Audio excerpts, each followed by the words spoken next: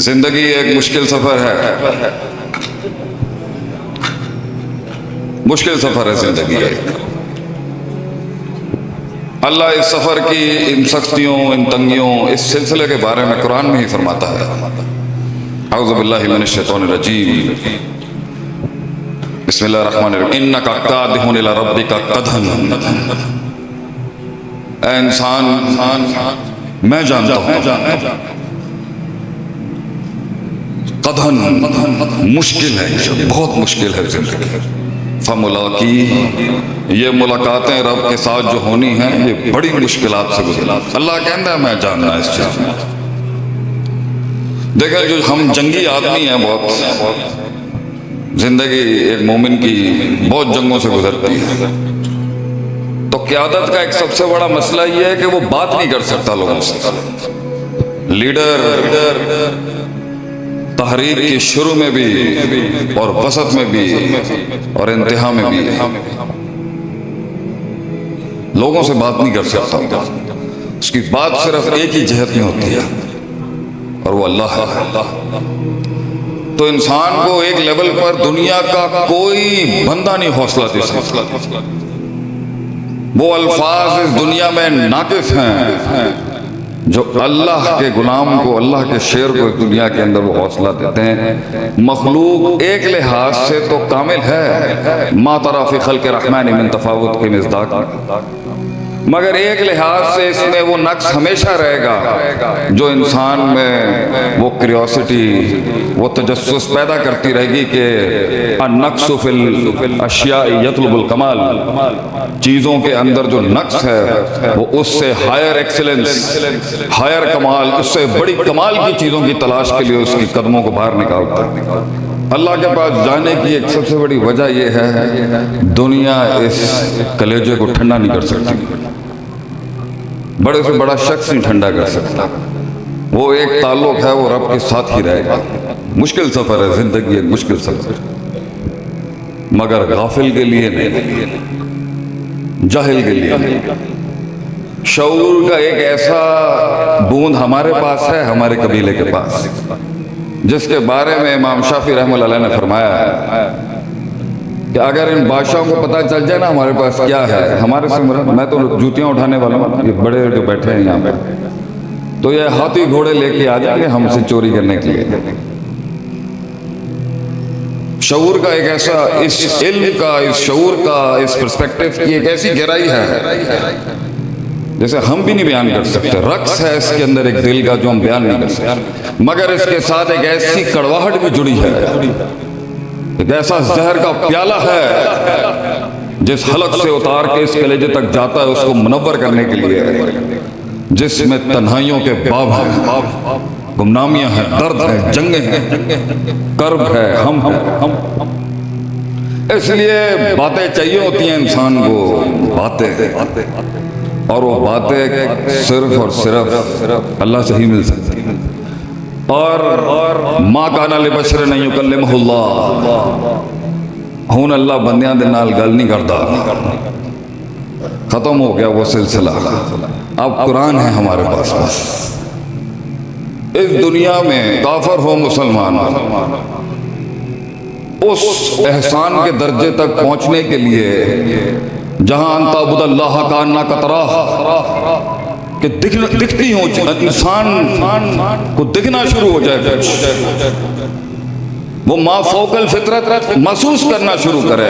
ये 3 डायमेंशनल दुनिया से बाहर की दुनिया, ये तुम्हारी हिसाब किताब की दुनिया से बाहर की दुनिया, जो हमारा कबीला है, जो हमारा फैसेट है,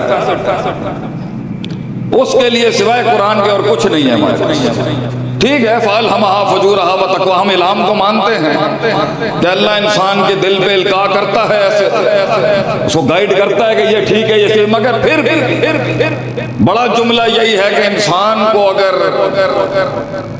चाहे वो अपने अंदर ही एक फर्द वाहिद क्यों ना हो, या एक जमात की शक्ल में एक सिलसिला है, एक क़यादत है, एक जंग है, एक अज़म है, एक कसरत है, उसको जो जरूरत पड़ेगी ना एक टाइम, कुरान के अलावा कोई हल नहीं हो सकता।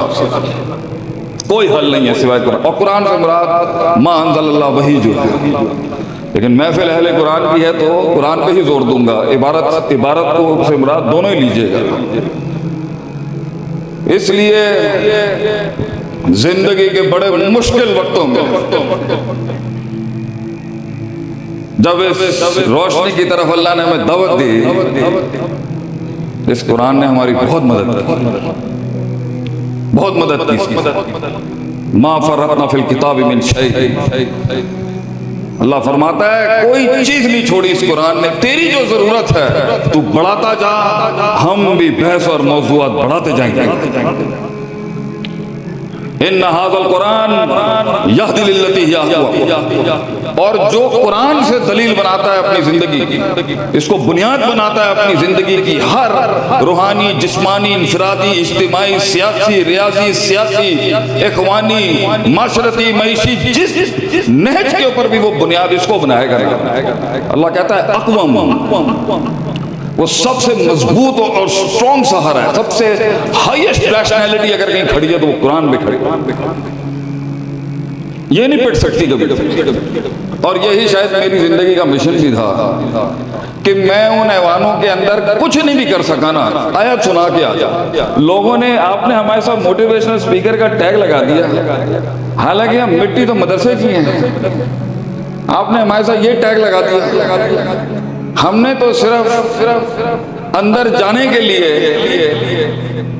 कि हमें दाखिले मिल जाए कुछ जगहों में जहां इस दाढ़ी के साथ में जा नहीं सकता था, तो उन्होंने कहा जी क्या आपका क्या डेजिग्नेशन क्या है, तो लिख दिया कुछ हमारे शिगिर्दों ने, कोच, मेंटर, थोड़ी जड़ी अंग्रेजी की इस्तेलाह देगी। हमने तो मौलाना अतीकुल्लाह असलफी के डंडे खाए, आप मोटिवेशनल स्पीकर कह रहे हैं। हमने तो उस्ताद जी की मार खाई, उनका बोसा भी लिया, मार भी खाई, प्यार भी लिया, आपने हमारे साथ टैग लगा दिया। तो असल मिशन ही यही था कि मैं कुछ भी नहीं कर सका ना, तो मैं कुरान सुना के आ जाऊंगा, नस सुना के आ जाऊं, यही रख दूंगा अल्लाह के आगे, कुरान के आगे। अल्लाह मैंने उन कानों को वो बात दे दी, बाकी वो क़यादत और वो लीडरशिप और वो सुल्ता और वो फतह वो तेरे हाथ में, वो कसबी नहीं है, वो अताई है। तो बड़ा मसले मसाइल हुए, बड़ी बड़ी महफिलें बैठी हुई थी। एक दफा हमारे हस्बे आदत हमने कहा सर अगर हम आपको कुरान से बताएं कि ये मुलाजिम कैसे रखते हैं, आपकी बड़ी बड़ी कंपनी है, आप सरदार लोग हैं, सरकार बड़े बड़े आपके ऑर्गेनाइजेशंस हैं, बड़ी बड़ी कॉर्पोरेट्स हैं आप, लेकिन हमने क्योंकि 3 बर्रे आज़मों पे राज किया है, तो आपकी 800 हज़ार की कंपनी से थोड़ा बड़ा सिलसिला है हमारा। तो अगर हम आपको बताएं, कुरान से उसूल बताएं हम आपको कि मुलाजिम कैसे रखते हैं, तो सर कुछ इस फकीर गरीब को आप आगे आने देंगे बात करने के? उन्होंने कहा शेख साहब आप मौलाई आदमी है, ये क्या बात है, आप अल्लाह अल्लाह करें। हमने फिर थोड़ी सी कर दी वहाँ पर, उन्होंने हमें इसी तरीके का जवाब दे दिया। महफिल थी, बड़े लोग बैठे थे, कुछ दुनियावी लिहाज से बड़े थे। हमने फिर क्या कि सर हमारे पास उसूल हैं HRM के, आपके ह्यूमन रिसोर्स मैनेजमेंट, कुरान से हम आपको बताएंगे कि इसको सर्विस के लिए किसको रखा जाए। बड़ी देर वो हमें टालते रहे, हम भी थोड़े से जरा बक्के मुबाहिद हैं। हंसी भी हो तो जम के क्या उन्होंने कहा जी सुनाई क्या है आपके पास। मैं कहा मूसा अलैहिस्सलाम ने उन 2 खवातीन की जब खिदमत की तो बेटी ने जाकर बाप को कहा, गालिबन याकूब अलैहिस्सलाम थे, सर जी याकूब अलैहिस्सलाम, शोएब अलैहिस्सलाम, तो उन्होंने कहा इन्होंने ना किसी नौकरी पे रख लो, गंदा आदमी है क्या, और दलील दिया पेश, इन्ना खैर मन इस्ताजरता अल कवीउल अमीन। उजरत पे रखने के लिए अगर किसी के सबसे बड़े 2 उसूल होने चाहिए, अल कुव्वा वल अमाना, कुव्वत स्ट्रेंथ, अमानत अमानत। इब्न तैमिया रहमतुल्लाह अलैह ने इस पर एक और बुलडोजर चलाया है इल्म का। वो कहते हैं 4 महल निकलेंगे इससे। पहले तो ये जितने अलकाब इन्होंने लगाए हैं ना, वो कोई और आदमी है, वो मैं नहीं है। दूसरी बात, दुनिया के बड़े बड़े ऐवानों के अंदर मैंने रब की तौफीक से कलाम किया है, लेकिन अगर मुझे सिर्फ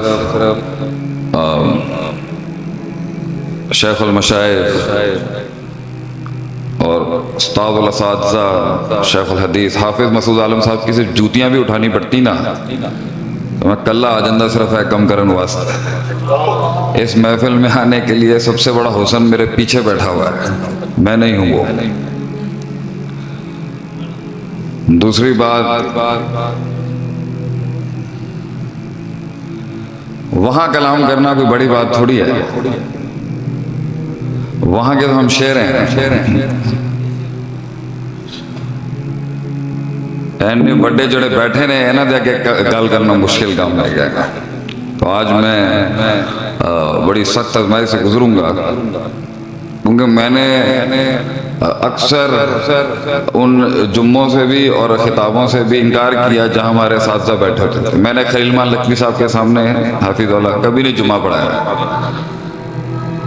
शर्म होती है, हया होती है। ये हमारे कबील की रिवायतें हैं, इसे साथ दुनियादार आदमी ना समझ सकते। हमारा कबील अदब का कबील है। हमने 30 साल, अब्दुल्ला बिन मुबारक रहमतुल्लाह अलैह फरमाते हैं, हम 30 साल अदब के तालिब रहे हैं। हाँ जी, हाँ जी, तुसी मेरी थकन का लिहाज नहीं करना। अल्लाह दे बोले चलो करो असं तुहाडे खादम नौकर।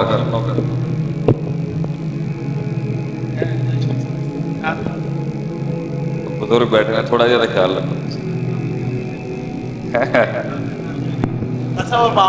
नहीं असी हाँ ठीक है, नहीं मैं इतने खलो के कर लाँगा, गल खत्म। असी देसी पेंडू आदमी भाईजान, सानू कोई मसला नहीं है।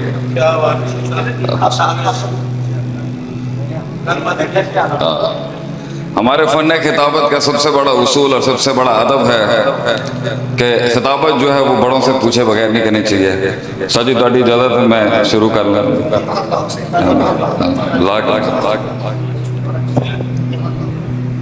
जो कुछ सुना गया अल्लाह पाक इस पर अमल करने वाला और आगे लोगों तक पहुँचाने वाला बनाए।